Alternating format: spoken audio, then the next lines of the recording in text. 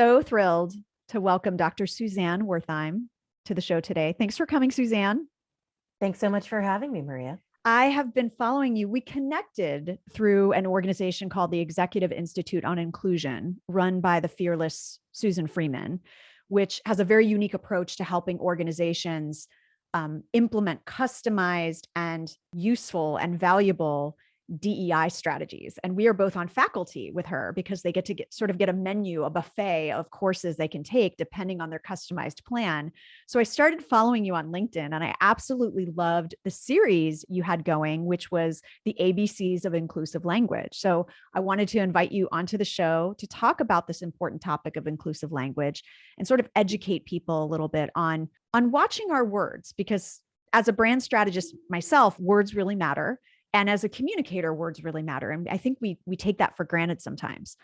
So tell us a little bit about your story of how you got to this work and how you even got into the field of linguistic anthropology and how you now apply that for organizations and businesses.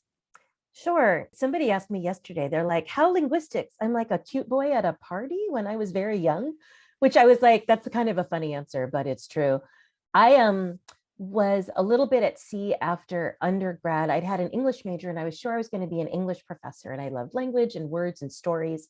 And in the end, I wasn't compelled by that work. And in retrospect, I understand it's because I'm very data oriented, and the novels and the fiction weren't enough data for me. I wanted real world data, but I didn't know that at the time. So you didn't want the ambiguity of like what actually happened in Tess of the D'Urbervilles, for example. Oh, I remember having that debate in high school. I know, and nobody ever eats. Nobody ever eats in Thomas Hardy. No. It's like it's so punitive. You're like, but, you're all just hungry. Exactly. Everybody's hungry and sad and cold and miserable. So I was actually more into Oscar Wilde and comedy and satire and the ways that people would poke fun at people without them even realizing it, which I ended up returning to later. But anyway, I flirted with a cute guy, and then I'm like, linguistics, I took one class undergrad, and I looked into it and I applied, and I ended up going to Berkeley, and I was going to do cognitive linguistics. And in the end, I decided to go into more language endangerment. I was very compelled by what happens when one language is getting smaller and smaller and being overrun by what we call a dominant language. And I was so interested in, why does the grammar of the subjugated, the minority, the oppressed language, why does that grammar change a lot, whereas the dominant language almost doesn't change at all? So I went to provincial Russia, to a city named Kazan, and I was there for a year and change, looking into the minority language called Tatar, which is related to Turkish. And I was looking just for grammar, and the only way I could solve the grammatical problem was by looking at social context, what people were doing one-on-one, what people were doing in small groups, and how it related to the larger social context. So I actually backed my way into linguistic anthropology and into looking at bias and discrimination and oppression and all of these things, literally because I was trying to solve a grammatical problem. You couldn't solve it without context. And so from that moment, more than 20 years ago, when I realized that social context was the answer to so many things, social context has been the backbone of the work that I do. So I was a faculty member in a couple of places. I taught at Northwestern. I was at University of Maryland doing research for the government. I was at UCLA teaching people, and I got frustrated in a few ways. And one of them was that I had these fantastic students who would leave and get kind of beat up by the world because they weren't upper middle class white men. Right? UCLA's got a very diverse population, and I would expect report backs, oh, I have great success. And instead there were a lot of obstacles and closed doors, and that really bummed me out. And the other is, I want everybody to know what's important. And it struck me as very upsetting that if you didn't have the luck of going to an elite university where someone like me was teaching, you wouldn't get access to super useful information that could help so many people in their everyday lives. So in 2011, I left the university system and I founded my company. And I've been devoted ever since then to figuring out, how can I give people in very manageable chunks social science insights that allow them to do better, and in particular, to align their good intentions with their good impact. Because so many people are good people and they have good intentions, and they simply don't recognize that there's more going on because they haven't had the kind of training that I was lucky enough to get in grad school and I was lucky enough to give to my students. Wow, what a journey. And it's just so interesting that you stumbled onto this area of how you had to understand the social context, because so much of it, I imagine, is a power dynamic. And then we talk about, oppressors versus oppressed people, or colonialism, or, basically drowning out cultures. And part of that is the first step in that is sort of drowning out their language. So I love that you're applying this now for organizations and for businesses that are they're trying to work on their empathy. They're trying to supercharge their diversity, equity, and inclusion initiatives. But that also requires something very actionable in us in watching the way that we talk. And so I would love to ask you, what is your definition of inclusive language? And what do you say to people that would poo-poo it as, oh, that's overly PC? So tell us about the definition and why it matters. It's funny that you're asking for a definition, because I keep on not coming up with something really succinct, Right. because it's so much what it's not. Yeah. But let me tell you that I'm preferring right now to deal with an analogy, to work with an analogy, right? Perfect. So I love analogies. so what we do in my field is, when anybody's interacting and there's language involved, we call it a speech event. And speech is not a great term because it also includes people speaking sign language. So that's also speech. And it also includes writing. So if you're having a regular conversation, or there's a meeting, or there's a lecture, or this podcast interview, or texting, all of that to us is a speech event, and we can take it and isolate it and analyze it in a whole bunch of ways. Or like a communication event, basically. Yeah, exactly. Yeah. Communication event. Exactly. It just happens to be called speech event in my academic background, right? Right. But yes, a communication event where language is a main component. And so inclusive language to me is planning your speech event carefully, the way that you would do careful event planning. Like if you've got a wedding or a birthday party or a dinner party, you're going to sit down. If you're a careful person and you want to be a careful host and want everybody to have a good time, to make sure that they feel included, to make sure everybody's comfortable, you're going to think about, well, what do I need to know, right? Is there somebody who has mobility issues? So I have to make sure the restaurant, they can easily, there's only one step down. Is there somebody who's bigger, so they need sturdy chairs or a bench? Is there somebody who's celiac? So I have to make sure that these people are absolutely careful when they're gluten-free. Is there somebody with hearing problems? So I have to make sure that the music isn't too loud, or ask for an outdoor table, right? All of these things. Is there somebody vegetarian? Do I have to make sure that there are good vegetarian options? Is there somebody who doesn't eat pork? Do I have to make sure that the gluten-free options don't also have pork in them, right? All of these things. What we do, a lot of people have a lot more expertise in that kind of event planning. And what I'm saying is that kind of thinking about who is coming, in that case, to the table. And we talk about coming to the table a lot right. in business or speak, to the right? meeting, or Exactly. to the event. Yeah, exactly. Right. Who is coming to the event? What categories do they belong to? And what do I have to have thought about in advance to make sure that they feel seen, heard, valued, welcomed, comfortable? So that's my very long definition of inclusive language, is doing the same for language and thinking through categories. So for example, people who are non-binary feel seen because you haven't said women and men only, or ladies and gentlemen, or husband or wife.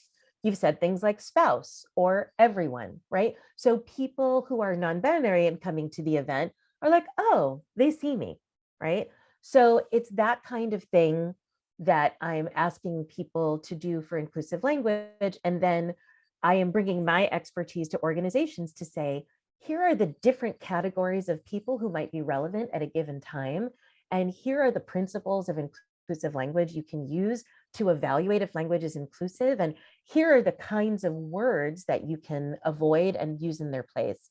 But what I do find is a lot of my clients are looking for just a list of words, and people are like, oh, here's our inclusive language guide. And it's literally don't column and do column. And I'm like, ooh, the problem is that words will come and go, right? So what's okay today in 2 years may already be out. Right. And another problem is if you don't understand underlying principles, then it can feel like it's all up in the air and you can't figure out what to do. Mhm. So Right. that's why Well, if you don't have those underlying principles, you can't adapt when right, things change because right. it's so rigid. It's so like it's this word or it's not this word. I mean, we've gone through that, I'm turning 50 this year, and just going back through the decades of what, first it was, you couldn't say black and then you had to say African American, and then now we're, now that black is acceptable, or people of color. Those are things, it's not anyone trying to like police people. It's just that we learn more about the context and the impact these words have on people. Just like societies learn how to be better and more civilized as they go on. I always hate when people say things like, well, but we used to do this thing and it never bothered anyone before. It's like, well, now we know better. We also used to have child labor that was okay. And now we have laws against that, So it's like society can evolve and culture can evolve, and it should. It's okay. And I think, I mean, you're going right to child labor, which also, yes.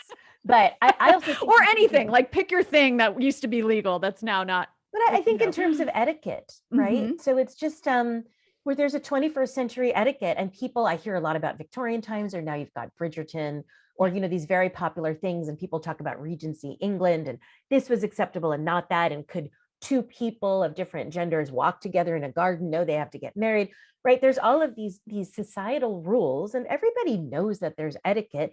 Well, guess what? The etiquette changes and it keeps on changing. And so if you understand the principles, then you can go on to say, okay, I understand this principle. And, Right. and I'll say for my, when I used to teach undergrads, in particular linguistics, I would tell them that I was hammering. I'm like, okay, the first couple of months are tough because I'm hammering pegs in your head, right? Like there are new pegs. Here's the peg for this, and here's the peg for that. But after that, you now have the peg in your brain that you can just hang new information on. Or the other day I was giving a workshop and I'm like, I'm giving you the cubby holes, because if you just get all these words thrown at you, it's like a bunch of things thrown at you and then they just land on the ground and you're like, but Totally. I don't know how to sort them out. But if you have the neatly labeled cubby holes, you're like, oh, don't marginalize people. Okay, this goes here. Oh, don't erase people. Okay, this goes here.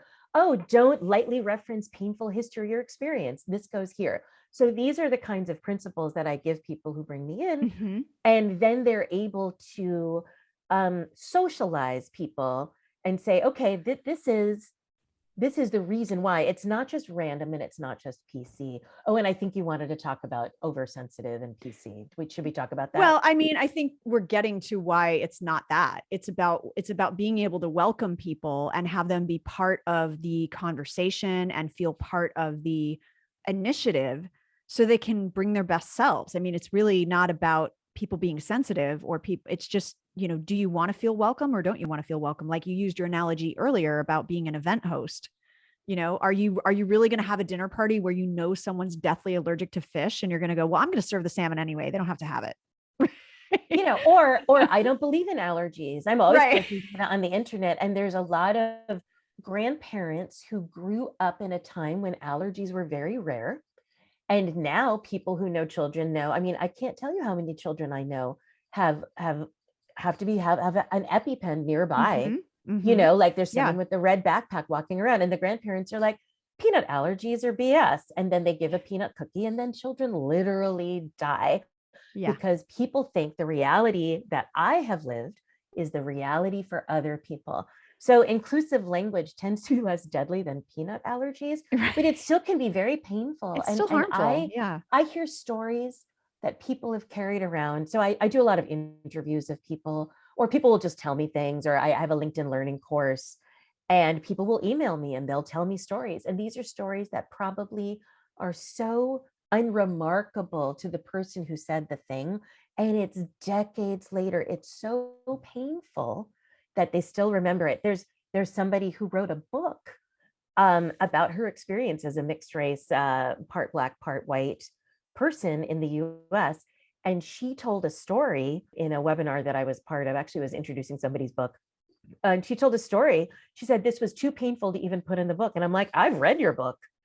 And there's some really painful stuff. And this was just a slip of the tongue where somebody had assumed that she was basically the coat check woman and not a high level academic. She's someone who worked in the office of the university president. And she was handed a coat and somebody said, here, take care of this coat. And decades later, this was still so painful to her that she hadn't even been able to put it in that book. And meanwhile, that woman, that white woman who had handed her the coat and said, please take care of this coat, I'm sure zero Probably doesn't memory. even remember it. Yeah. Not even. There's a saying, which is the axe forgets, but the tree remembers. And I'm saying to people, maybe don't be an axe if you don't want to be. I love that. Don't be the axe. Don't be the axe. Don't be If the you axe. think that you're, if you think that you're being a nice person and petting a tree and being like, oh, nice tree, don't actually secretly be the person who axed it. Cutting it down. Yeah, exactly. And I think that brings us to the next point, which is, this is about perspective taking. And I talked about this in the book around empathy, because empathy requires us not to follow the golden rule of do unto others as I would have done unto me, because that's through my lens and my experience, and other people are different. You need to do unto others as they would have done unto them. And it sounds like this relates to inclusive language as well, that it's about understanding that when we just think about what would offend us or what would make us feel uncomfortable, it's not going far enough. I think that those of us from different backgrounds end up circling around the same thing and bringing our different analytical lenses and perspectives to it. So it's the same thing for linguistic anthropology and the idea of perspective taking. So when I talk about this in my workshops, I talk about perspective taking as a cognitive skill, in part because so many people, in particular men, are trained that feelings are dangerous and to be suppressed. And so I actually avoid the word empathy. In my training, I don't talk about oppression. I don't talk about colonization.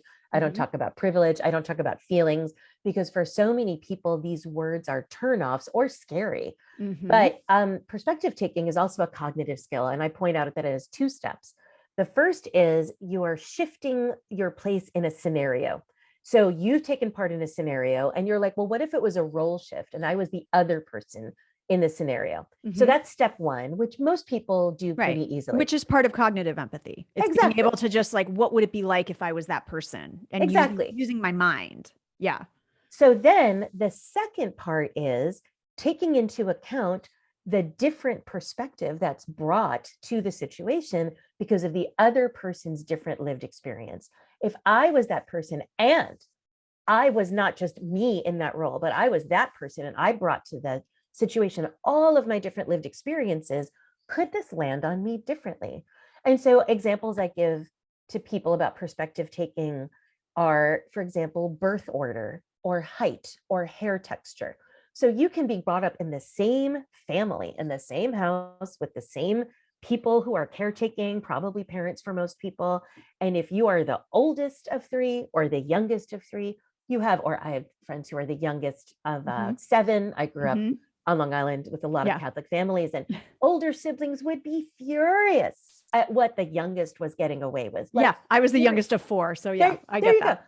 Furious. The first one gets all the blast of so, or I'm very short and my partner is a foot taller than me. And we have very different experiences in our own house. We were just at a rental in Central California, and he said, oh, how did nobody see that there's an extra key on top of the fridge? I said, the top of the fridge doesn't exist for me. That's not a location. What are you talking about? There's no world in which I'm seeing the top of the fridge. Or even getting a stool to go look. Yeah. Why would I consider that's not like periodically I have to remember to dust our own fridge. You know, exactly, I'm like, I'm like, ooh, this is really, and it's the same thing with hair texture. So I've got textured hair, you've got textured hair. Mine's a little straighter today, but those of us who have more textured hair have very different experiences than people with straight hair, especially in the workplace, where you might be told, you know, that's a look at that frizzy mess as you're presenting to clients. You're a little messy right now. Yeah. Or that's really unprofessional, in particular Black women with stronger with curl patterns in the 4s or the high 3s. So you can label a number of curl patterns. So people, you know, who are like a 4A or a 4C are constantly told there's this immense pressure to have straight hair to mimic white people, because the idea of being professional has this, what we call in my field, the flavor of middle and upper middle class whiteness. So if you're not behaving like a middle class white person, and often a middle class white person, middle class white person who's male, then you are being seen as unprofessional. Because that's the norm. Yeah, exactly. So there's this way that the word professional is used in a very non-inclusive way to gatekeep people who Mhm. are just showing up very competent, delivering high quality things on time, but not looking like, or maybe not sounding like, maybe they've got Mhm. a foreign accent, maybe they've got a Southern accent, maybe Mhm. they've got a Maybe dialect they've got a associated. nose ring. Maybe they've got, Exactly. yeah. Tattoos, maybe they've Yeah. got pink hair. All of these things are used to gatekeep people who are showing up in more diverse ways than this sort of like pocket protector, white button down, like I've, when I look for like a corporate boardroom, 1950s, if I have to show an all white male office, it's not hard for me to image search. Right. It's not hard for me to show a very conformist and very homogenous group. So with perspective taking, what it really comes down to is a lot of people don't have enough knowledge, or I talk about, if you're a member of a lot of dominant groups, you Mhm. literally haven't had the exercise of perspective taking, and your Mhm. perspective taking muscles may be atrophied. Whereas other people, It's funny. I talk about that in terms of empathy too. yeah, That I'm if you say, sure, if you cop out with the excuse of I'm not just that empathetic, no, get we're with we're it. wired for empathy, actually, as humans. Science has proven it. Yeah. But it just may have atrophied and you need to go back to the gym Yeah, and do some exactly. work. Yeah. It's just like when I had an ankle injury that wasn't treated well during my Mhm. dissertation research in Russia, and I came back Mhm. and my left ankle was atrophied and an inch and a quarter lower in diameter, smaller in diameter than my right. I didn't say, oh, I just have a bad left ankle. I went to freaking physical therapy, right? Yeah. Because it's like, I was like, I want that ankle in good shape so I Right. can walk. So Right. it's a similar thing. You're really doing damage to yourself, and you're doing damage to other people if you haven't built up those perspective taking muscles. Mhm. Because and people, people are very worried about cancel culture. Ps, people in power positions very rarely suffer consequences. Accountability is very, very low. But if Mhm. you're really worried about getting canceled, do the exercises that you need to do to get in shape to not get canceled, right? Like, Absolutely. build up your capacity by learning what needs to be learned. And a lot of that is Mhm. educating yourself on what are the lived experiences of people who belong to different identity categories than Right. you, and do that without just burdening them to educate you for free. Mhm. Absolutely.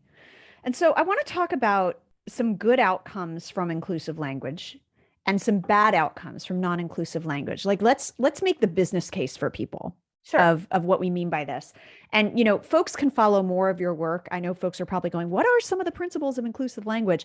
Follow Suzanne on LinkedIn. She's got a whole ABC series of inclusive language and all of her work. I just really want to spend some time on this conversation talking about the impacts and also some actions that folks can take to at least start their journey of shoring up that muscle a little bit better. So tell us about what are good outcomes from inclusive language, maybe even give us an example, and some bad outcomes of not thinking about inclusive language. Sure. So I think the easiest pointer is to gender, where there are two uh, for the tips. I'm going to talk about using gender neutral language. For the outcomes, I'm going to talk about non-binary, using language that does or doesn't reflect non-binary people, or language that does or doesn't reflect people who belong to LGBTQ plus in various places. So I have an example in my LinkedIn learning course of, it's a real example told to me by a friend who was applying for a job. He was at what we call the campus visit, part of being a professor. And he had recently gotten married and he's got a wedding ring. And so one of the people, you have lunch. It's very, very intense to be a prospective professor and going to campus. You got 2 days, you give a talk, you talk to people, you have lunch. There's no free time. And so somebody said to him, hey, I'm going to call him Bill. Hey, Bill, you should really take a look at those bungalows on the south side of town. I bet your wife would love them. And so here is this conflicted moment where you're in best behavior. And this job could be your job forever, like Mm-hmm. tenured until you could get tenure, you're there for 30 years. Mm-hmm. And so he's like, oh, this is a state where it's legal to discriminate against people who are gay. He doesn't know that I'm married to a man. He's assumed wife, and I don't know what to do. Do I correct him and say, oh, actually, it's a husband? And then maybe I lose the job because he's already not thinking about gay people. Mm-hmm. So he's forgotten that people like me exist, right? So should I take that chance, or do I just hide part of myself? And I love my husband and I'm excited to bring him here if I get this job. Do I hide part of myself? And then when do I tell him? And like, what drama is this going to cause? And this is all in a few seconds in his head when he's trying for 2 days to be on point and like so likable and so competent. This is a really bad place to put somebody. And so if that person, that interviewer, that other professor had just said, spouse, oh, I see you've got a wedding ring on, check out those bungalows. I bet your spouse would really like them. Suddenly, instead of this negative outcome and all of the fear and who knows, like the stress, the pit of the stomach, I feel nauseated, my heart's pounding, all of the things when you're like, I'm in danger, what should I do? So a threat response, all of that would be bypassed. And then Bill could have been like, oh, I feel seen. Like this person understands that not everybody is straight. Not everybody married is married to somebody of a different gender. And so this is a safe place. I can come and be gay here in a way that people already are thinking about gay people and making space for me. You know what's interesting about that? I feel like, and maybe this is just our bubble of California, but I feel like spouse and partner is one of the, if someone's looking for a super easy shift, that feels like the easiest one to make. And correct me if I'm wrong on that, but that's something that even with my 8-year-old, I try to practice and I'm cognizant of it. But as I become more cognizant of saying those words instead of husband or wife, it gets into my muscle memory and I have to think about it less. Yeah. But it seems like such an easy, low-hanging fruit. And yet I got pushback on Tuesday about it. So I was giving an inclusive language workshop and people said, but what if it's legal terminology? And I'm like, spouse, like there's no lawyer. I work with employment lawyers. Yeah. I partner with employer lawyers. There's no lawyer. So like, let's say it's only like, and I'm like, if the legal terminology is lagging behind, and I've done a train the trainers for the California judiciary educational system. Like I know where they're at, and where they're at is not where we're at. And by the way, also there's so much legal jargon that means nothing to us. It's gibberish. So what now we're using that as our benchmark for how to communicate? No, what I saw that as I think resistance. That's funny. Yeah. I saw that as resistance. Yeah. And because it was a WebEx thing, I couldn't see the person. I couldn't get a tone. I couldn't read a chat. But my immediate response was, and this was in San Francisco. So my immediate response was, this was a person who was resistant and grasping at here the legal straw. Well, what if it's legal language? I have to adhere. There's always people who will come up with some kind of, reason why they don't have to think about it. Or reason why it's not important, or reason why they have the excuse to do the thing that's not a best practice. Right. Well, I hear that this is a best practice, but I disagree with you because X. Right. And I'm like, no, that's not correct. Right. So, and the other one I would say that I feel like, and I was just hanging out with some people from Portland, live in Portland now, and the son's 16. And he's like, people have a problem with this. We were talking about inclusive language. And he's like, but you just asked, da, da, da. And, but so for him, it was very normalized to be 16 in Portland, to understand that there's more than one gender, and to use more inclusive language around gender was very clear to him. But for the majority of the country, and for many other countries, this scientific reality that there's more than two genders, popular culture is finally catching up to it. You've got a lot of other cultures where the idea of other genders have been in place for a long time. So many indigenous cultures of the US, many First Nation cultures in Canada have already had something called two spirits or other ways. But for a lot of people, it's hard to remember to not just say things like ladies and gentlemen when you walk into a room, right? And you can say esteemed guests or hello, everyone. And you talked about building up that muscle so it becomes more and more habitual. Most of our language is on autopilot. And we know for foreign languages that we have to practice to become fluent. So too with inclusive language. You can't expect to just get it right away. You just have to practice and make mistakes. If you're someone who beats yourself up about making mistakes, and it can feel shameful to make mistakes around diversity and inclusion, you can really beat yourself up. I would like to tell you that a well-intentioned mistake lands way better than silence, because silence is read as not caring or not knowing enough to care. And that is so painful to people. Yesterday was the 2-year anniversary of George Floyd's murder. And I had so many people writing to me or writing in groups that I was in who were the only Black person on their team or the only Black person in their company. And they were met with complete silence, and they felt so bereft and so unseen. And it probably, giving the benefit of the doubt, it probably was people who just were so paralyzed that they didn't know what to say. So they said nothing. But what it was read as was not caring or not caring enough. Mhm. So I'm going to advise you, if you have a choice between silence to avoid making a mistake or actually saying a thing that might be wrong, please go and practice your new stuff to make the mistake. So you wanted to talk about substitutions, right? Well, I wanted to just talk about some easy ways to start Yeah. noticing and adapting our language for inclusivity. So, Right. you know, someone's listening to this, they're a leader in an organization, they're managing a team, or they're just, you know, an individual contributor that's like, I want to be more sensitive to my colleagues and to my clients. Where are some easy places they can start other than following your work and following you on LinkedIn? Oh, sure. Yeah. So What are a couple tips? one of my biggest tips is to move towards gender inclusive language. So there is a way, and I've been brought in, I've guided journalists, print journalists, broadcast journalists, communications teams, recruiters, and people are always surprised that it's a problem. And I'm like, no, I'm auditing data every day. You cannot believe the amount of gender specific language out there that presents men and male people as if they represent everybody. So it's my one tip because it is so pervasive.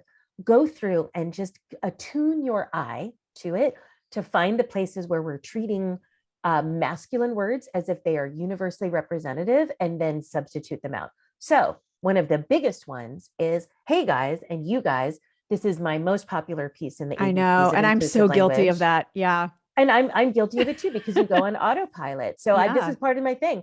I make mistakes all the time. And so, but now like as you start to filter in, so basically there are some semantic tests you can do that show that guys really isn't universal.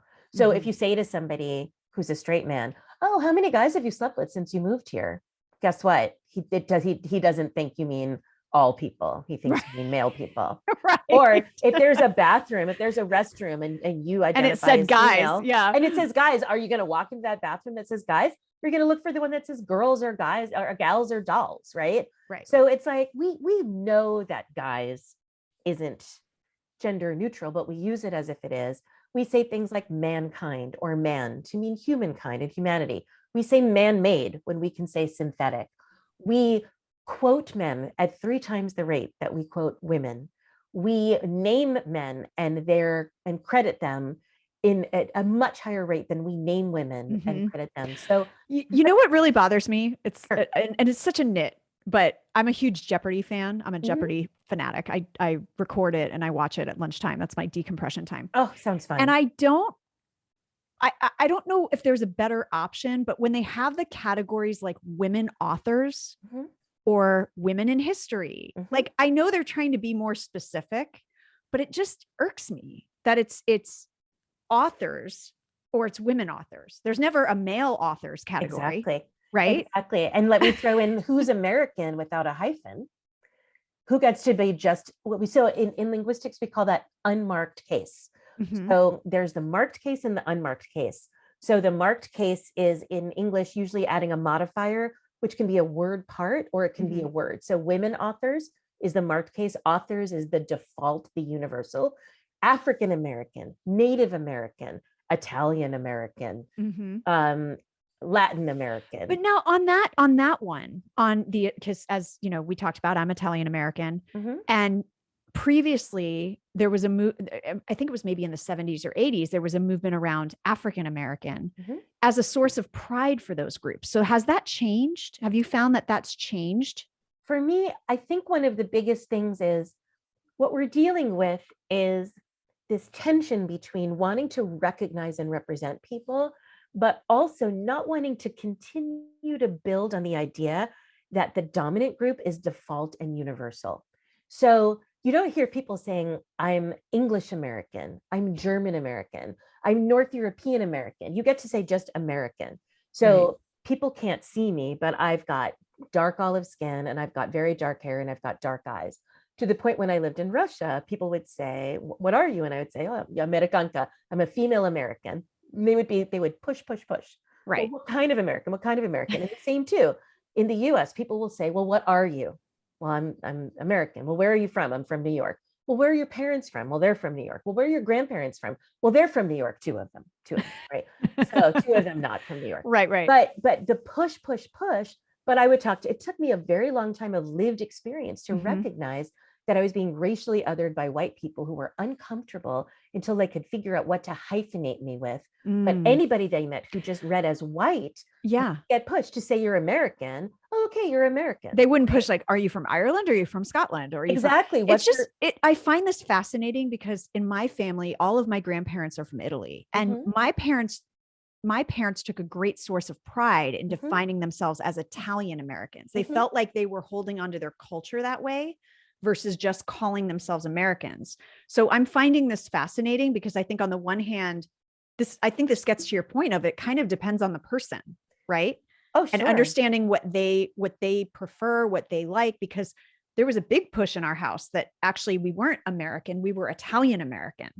But I think it's not a coincidence that in my experience, so it's called the white ethnics is sort of the group. So I grew up on Long Island, which was filled with the white ethnics who were children. What up, Long Island? Woo. Yeah. Okay. All right. And big hair for life. Big hair for life. Exactly. Big hair for life. But I grew up in the 80s on Long Island when it was the biggest hair, I think, since Louis the 16th. It's crazy. It was crazy. Wigs. It was nuts. It was a lot of hair. Yeah. But and the Aquanet hanging. Yes. Hanging. In the atmosphere. That Irish people, Italian people, Jewish people, when they moved to New York 150 years ago, were not considered white. And the boundaries of whiteness passed over and started to include people. Now, because I am dark enough to trigger racial othering by white people, I get a lot of questioning, but my Jewish relatives who look like white people don't get the questioning, right? And so there's a way in which the Italian American pride and the Irish American pride is coming from that marginalization, that being treated in demeaning ways, that exclusion, that boundary drawing, that or being told that they had to hide their culture, that they had to completely assimilate. I think that's, for our family at least, that's where that comes from, of like, no, we're going to be loud and proud that we're from here. Yeah. And there are lots of ways that like you think about Italian cuisine and American cuisine. I mean, if you think about spaghetti or pizza, which are so prototypically American, they're straight out of Italy. And P.S., the pasta is straight out of China. Yeah. Right. You know, so there are all of these ways in which we like to define what's authentically a group and what's authentically a person. And so we always want to be, one of the hardest things to do is figure out how to refer to groups of people. And what I like to do is read. I feel like I have to say, I feel like I'm always behind the 8 ball. Yeah. And we are. And like, so wait, what? It changed? What? Oh my God. Okay. Now it's yeah, I just feel like, and I was just going to talk about that one. Latinx. Yeah. And it's hard because I want to be inclusive. Yes. And so it's like, but I feel like I haven't gotten the memo. I feel like stuff changes so fast. Do you find that with a lot of your clients that they feel that way? I do. And I just sent out a proposal where I said, let's do quarterly action labs where we check up on things. And I come in and I say, hey, I've seen enough groundswell. So hire somebody like me who's an expert to monitor. So I try to follow activists who are in group and see what they're saying. So I just saw enough.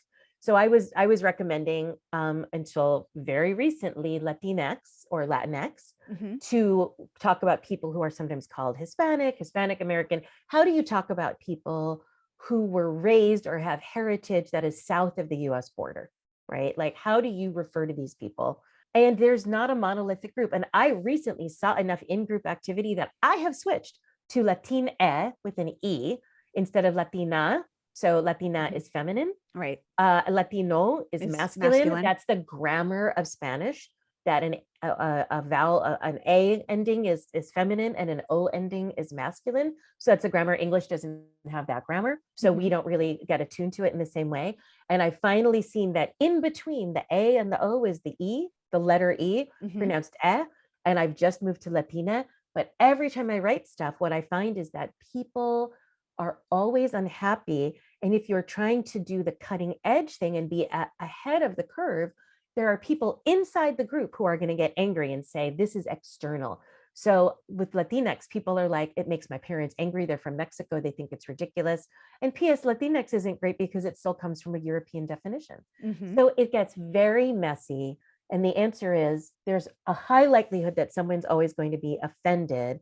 But if you have principles to fall back on rather than saying, oh, I'm doing this is the word I'm going to say. Yeah. If you have the principle to say, oh, I'm trying to, XYZ, like I've been told that it's for this. And I want to make sure that it's not about only Spanish speaking, because Hispanic means Spanish speaking, and it technically includes people from Spain, right? And what about Brazilians who feel culturally included, but are speaking Portuguese, right? Or what about people with other, what we call super straight languages, colonial languages that came in? So it's very hard every time you want to draw a boundary around a group of people and give an accurate label. I think it's very hard. I was listening to a comedian named Leah Delaria on Conan O'Brien's podcast, and she was an absolute pioneer in being out and so lesbian and so strongly lesbian. And she was complaining very strongly about the new terminology in LGBTQ plus, and talking about how absurd it is. And I'm sure, and she's about our age, a little older, and I'm sure that young lesbians who prefer to be called queer, because for them, lesbian doesn't have a taste that feels right to them. For her, queer is an insult that was associated with violence, And so for her, queer is a terrible word because it was hurled at her and she watched people get beaten up. But she was disparaging what for younger people is the common terminology. And this is somebody, a pioneer in her field, right? In the field of being sort of a very aggressively, very what we used to call butch, a very masculine woman who was very clear that she preferred to have sex with women, is here on a podcast making fun of terminology. So there are always going to be people who are unhappy, even people who are at the forefront. Even those within that group. Yeah. People within the group and people who were at the forefront within the group and now are older and are getting angry. People get mad at new terminology. Oh yeah. Well, nobody likes change. So it's like, no, that's not the term that we used. Right. So this has been such a great conversation. I really want to invite you listeners to follow Suzanne on LinkedIn. We'll have all of her links in the show notes, but Suzanne, tell us where folks can find out more about you. So probably following me on LinkedIn is the best way. I've been taking a short hiatus for COVID and just resting rather than writing linguistic analyses of problematic language. And then the other way, especially to contact me, is through my website, worthwhileconsulting.com. There's a very easy to fill out contact form, which can be used as a role model for other people's contact forms because it shows inclusive ways to ask people who they are. Wonderful. And you also have a LinkedIn learning course. I do. Strategies to foster inclusive language at work.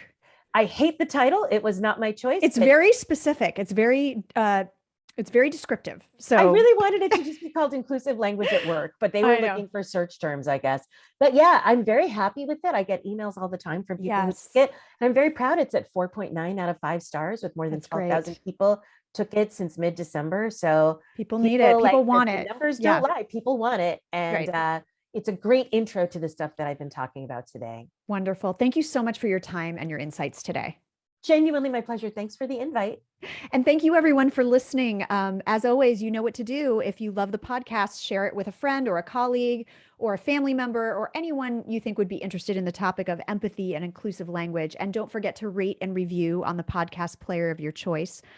Until next time, please remember that cash flow, creativity, and compassion are not mutually exclusive. Take care and be kind.